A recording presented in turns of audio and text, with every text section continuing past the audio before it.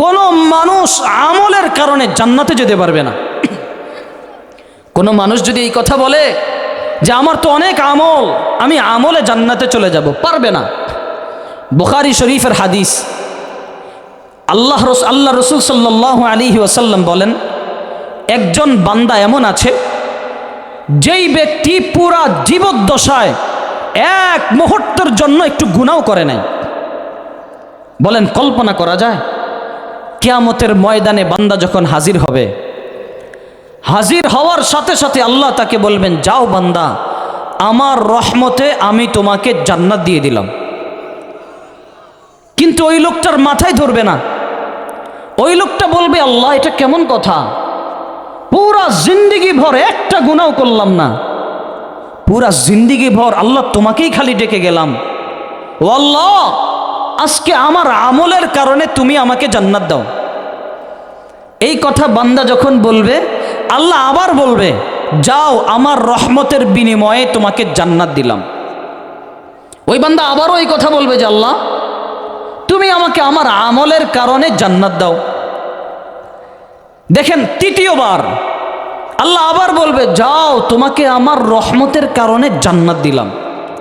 বান্দা আবারও বলবে যে আল্লাহ না, তুমি আমাকে আমার আমলের কারণে জান্নাত দাও। এবার আল্লাহ ফেরেশতাদেরকে ডাক দিবেন, বলবেন দাও বান্দার আমল পরিমাপ করো। বান্দার আমল পরিমাপ করবে, দেখবে সারা জীবনে একটা গুনাহ নাই, খালি ইবাদত আর ইবাদত। এরপরে এবার আল্লাহ তাআলা বলবে, এবার হিসাব করো বান্দাকে আমি জীবনে কত নেয়ামত দান করেছিলাম। ফেরেশতারা দেখলো, হিসাব নিকাশ করে দেখলো, এক গ্লাস পানি বান্দাকে পান করিয়েছি। আল্লাহ বললেন এই পানির হিসাব আগে করো। এই পানির হিসাবটা যখন করতে যাবে, পানির হিসাব করতে গেলে দেখবে এক গ্লাস পানি আল্লাহ যে বান্দাকে নিয়ামত হিসেবে দান করেছেন, এটার বিনিময়ে 400 বছর ইবাদত দরকার। এই কথা বলেন কত বছর? 400 বছর ইবাদত দরকার এক গ্লাস পানির বিনিময়। সারা পৃথিবীর সমস্ত মানুষ যদি একসাথে হয়, বলেন তো এক গ্লাস পানি কেউ বানাতে পারবে? এই জবান খুলে বলেন পারবে? এই ক্ষমতা কারো আছে? এটা তো কেউ পারবে না। তখন দেখলো বান্দার জীবনই হলো 400 বছর, আর এক গ্লাস পানির বিনিময়ে আল্লাহ তখন বলবে, ঠিক আছে আমি যে এক গ্লাস পানি দান করেছিলাম, 400 বছরের ইবাদত কাটাকাটি করে দাও। আচ্ছা বলেন তো এবার ইবাদতের মধ্যে আর কিছু আছে? এটা তো জীবনে মাত্র এক গ্লাস পানি ধরেছে। আচ্ছা সে কি জীবনে মাত্র এক গ্লাস পানি খেয়েছে আর খায় নাই? তার এবার খাবার দাবার, ফল ফ্রুট, এবার অন্যান্য নাজ নিয়ামতের কি হিসাব? এবার তার জবান, তার ব্রেন সব কিছু এবার খুলল। সে দুইটা চোখের পানি ছেড়ে দিল।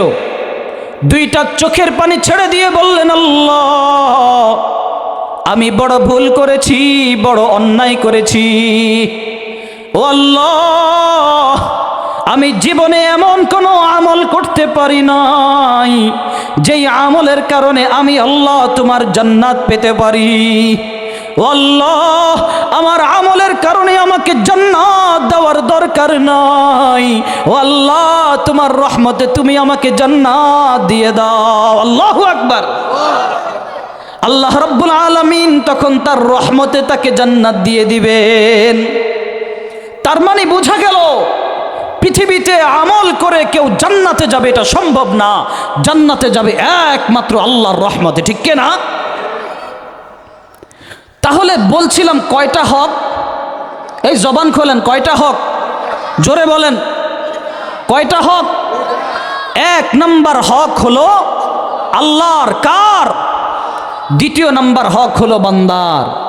তাহলে আল্লাহর হক আল্লাহ চাইলে মাফ করে দিতে পারে। বান্দা তুমি গুনাহ করেছো, আল্লাহ বলবে ঠিক আছে বান্দা, গুনার সাথে সাথে ইবাদত বন্দেগীও তো করেছো, হয়তো এমন কোনো কাজ তার কাছে ভালো লেগেছে, ওই কাজের বিনিময়ে আল্লাহ তাকে মাফ করে দিয়েছে।